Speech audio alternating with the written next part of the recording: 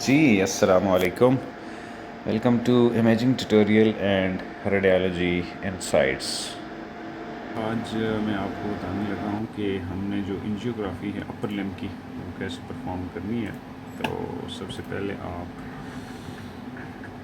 जो है पेशेंट की रजिस्ट्रेशन करते हैं और उनका स्कैनो लेते हैं। स्कैनो लेने के बाद आपने जो बेसिक टेक्निक है उसके ऊपर हम आएंगे। और स्कैनो लेने के बाद जो आपके पास इमेज होगा, इमेज भी मैं साथ साथ आपको दिखा देता हूँ।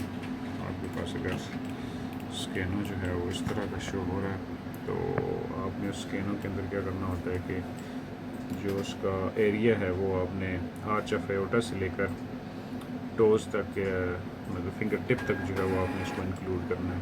ठीक है।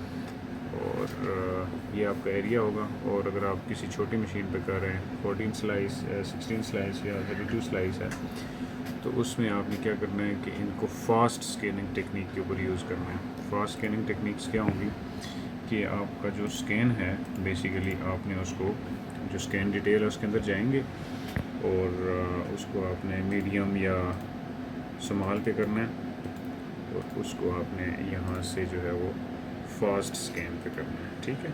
इसको अगर आप फास्ट स्कैन पे करेंगे तो इसका जो स्कैन टाइम है वो कम हो जाएगा। अगर आप किसी बड़ी मशीन पे कर रहे हैं 64 पे या 128 पे, तो आप उसमें फिर लार्ज पे भी कर सकते हैं और रोटेशन टाइम उसका आप कम करके 0.5 कर सकते हैं। तो इससे क्या होगा कि इससे सबसे बड़ा फ़ायदा ये होता है कि आपका एक तो स्कैन टाइम जो है वो कम हो जाता है और आपका स्कैन जो पिच है वो फास्ट हो जाती है, जल्दी आपका स्कैन होता है। ठीक है।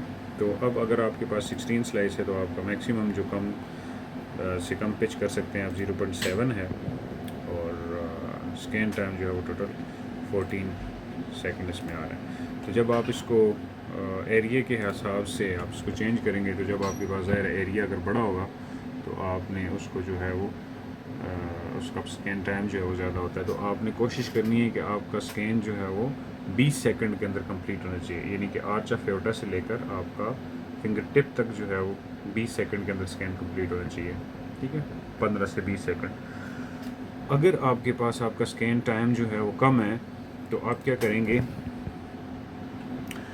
आपने क्या करना है कि जो इसका एरिया है जैसे मिसाल के तौर पे मेरे पास 600 अगर एरिया है तो मैं इस पे 21 आ रहा है। ठीक है। 21 स्कैन टाइम आ रहा है, तो इसको मैंने फिर एरिया को कम करना है। अब कम कैसे कर सकता हूँ मैं? कम करने के मेरे पास दो तरीक़ाकार है। एक तरीक़ाकार ये है कि मैं इसका फील्ड ऑफ व्यू जो है उसको कम करूँ, यहाँ से आर्च ऑफ एओर्टा ऊपर लिमिट तक लेके आऊँ। अगर थोड़ा नीचे खुला है तो यहाँ से मैं क्लोज़ करके इसको छोटा कर सकता हूँ। और ऊपर फिंगर टिप से अगर ज़्यादा ऊपर खुला हुआ है तो उसको मैं थोड़ा सा करीब कर सकता हूँ। तो उससे क्या होगा, एक तो मेरा स्कैन टाइम कम होगा और दूसरा स्कैन टाइम कम करने का तरीकाकार मैंने आपको बताया कि आप उसको फास्ट टेक्निक पे चलाएंगे। तो फास्ट टेक्निक पे इस पर चलाने से आपका टाइम जो है वो कम हो जाता है। ठीक है। 590। तो आपका जो है वो 20 सेकंड के अंदर जो है वो स्कैन कंप्लीट होना चाहिए। और इसमें दूसरी जो चीज़ है वो आप ROI है। ROI आपने कहाँ पे लगाना होता है, यानी कि स्कैन एंड व्यू वाली जो टेक्निक है, आप उसमें आर्च ऑफ एओर्टा पे आप इसका जो स्कैन है वो आप लेंगे, scan and view. Arch of aorta पे आपने उसका स्कैन एंड व्यू रखना होता है और आपके पास ये वाला इमेज आ रहा होगा। और जब आप इसमें HU मेंशन करेंगे तो आपने HU इसमें 180 का देना है, जिसमें 180 या 150 कोई भी आप यूज़ कर सकते हैं।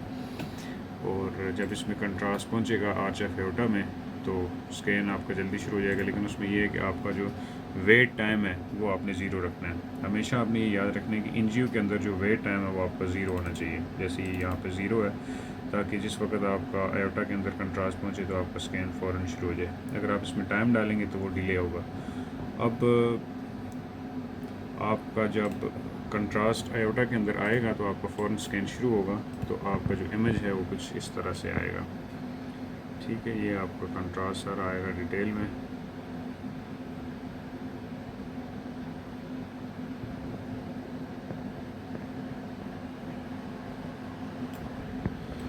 तो आपके पास जो है वो एंजियोग्राफी यहाँ पे आ जाती है और उसके बाद आप इसको अपने पैक्स पे या वर्क स्टेशन पे भेज के इसकी 3D या रिपोर्टिंग के लिए आगे फॉरवर्ड कर सकते हैं।